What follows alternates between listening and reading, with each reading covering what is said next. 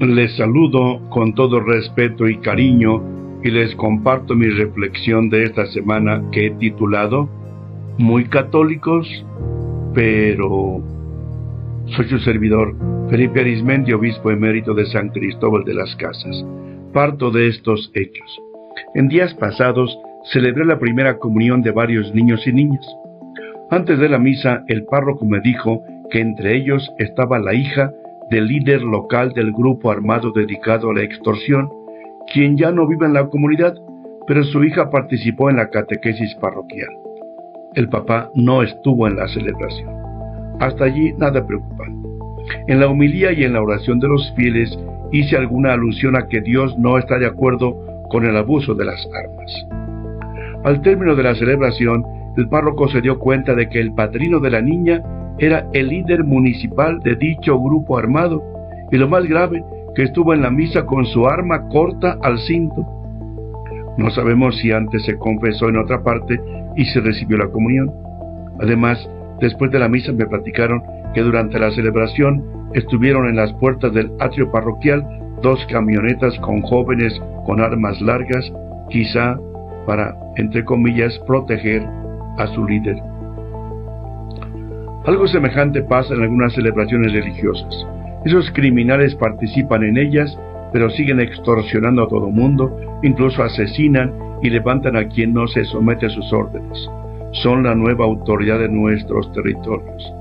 Hay diócesis donde levantan a un sacerdote y lo obligan a que vaya a algún lugar de la montaña a celebrar un bautismo, unos 15 años o una boda, sin seguir todos los procedimientos normales para estos casos. Algunos obispos han dicho a los sacerdotes que no se pueden resistir violentamente y que vayan y celebren lo que se les pide, pero que hagan muy larga la celebración, supliendo de esa manera las catequesis presacramentales que no han recibido. Hay ocasiones en que los sacerdotes piden a los que llevan armas que las dejen al menos en la sacristía o en otro lugar de la parroquia mientras es la celebración. Después las vuelven a llevar como acostumbran. La mayoría de estos grupos son católicos y llevan algún escapulario u otra imagen religiosa, pero no viven conforme a nuestra fe. Muy católicos, pero a su manera. Eso no es verdadero catolicismo. Algunas instituciones de nuestro episcopado, con la ayuda de la Universidad Pontificia de México, han impartido unas charlas a sacerdotes para que sepan cómo dialogar, no negociar, con esos grupos criminales. Yo he hablado con 2 líderes de mi región e intento hacerlo con otro, no para negociar intereses personales, sino para invitarles a cambiar de vida y para que respeten a las personas y a nuestros pueblos. No podemos quedarnos solo en lamentos y en críticas a las autoridades que no hacen lo suficiente para detener el crimen de la extorsión. Esto no pasa solo con grupos armados. En cualquier celebración, por ejemplo del bautismo, de la confirmación, en que papás y padrinos se comprometen a renunciar a las obras del demonio y mantenerse firmes en la fe católica, al terminar el rito, hacen grandes fiestas con borracheras que la costumbre considera como normales, siendo que son contrarias a la fe, o siguen viviendo en su vida ordinaria como si no fueran creyentes. ¿Qué pensar de todo eso? El Papa León XIV en diversos momentos nos ha dicho, y cito textualmente, algo que dijo el día 6 de julio. La Iglesia y el mundo no necesitan personas que cumplen con sus deberes religiosos mostrando su fe como una etiqueta exterior. Necesitan en cambio obreros deseosos de trabajar en el campo de la misión, discípulos enamorados que den testimonio del reino de Dios donde quiera que se encuentren.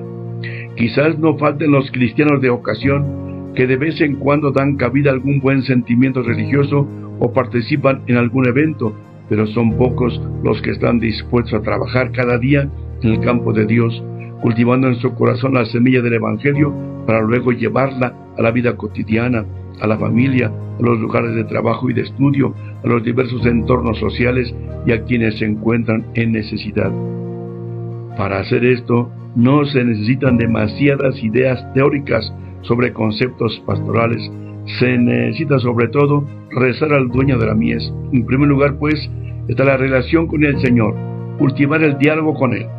Entonces Él nos convertirá en sus obreros y nos enviará al campo del mundo como testigos de su reino.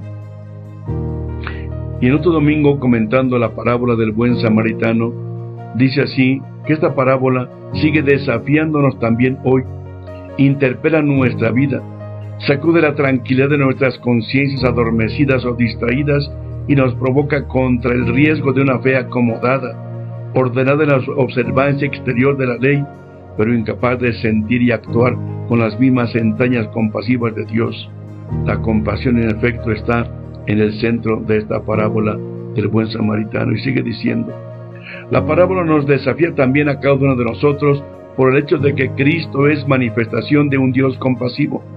Creer en Él y seguirlo como sus discípulos significa dejarse transformar para que también nosotros podamos tener sus mismos sentimientos. Un corazón que se conmueve, una mirada que ve y no pasa de largo, dos manos que socorren y alivian las heridas, los hombros fuertes que se hacen cargo de quien tiene necesidad. Y concluye diciendo el Papa, obedecer a los mandamientos del Señor y convertirse a Él no significa multiplicar actos exteriores, sino al contrario, se trata de volver al propio corazón para descubrir que precisamente allí Dios ha escrito su ley del amor. Si en lo íntimo de nuestra vida descubrimos que Cristo, como buen samaritano, nos ama y se hace cargo de nosotros, también nosotros somos impulsados a amar del mismo modo y seremos compasivos como Él. Sanados y amados por Cristo, nos convertimos también nosotros en signos de su amor y de su compasión en el mundo.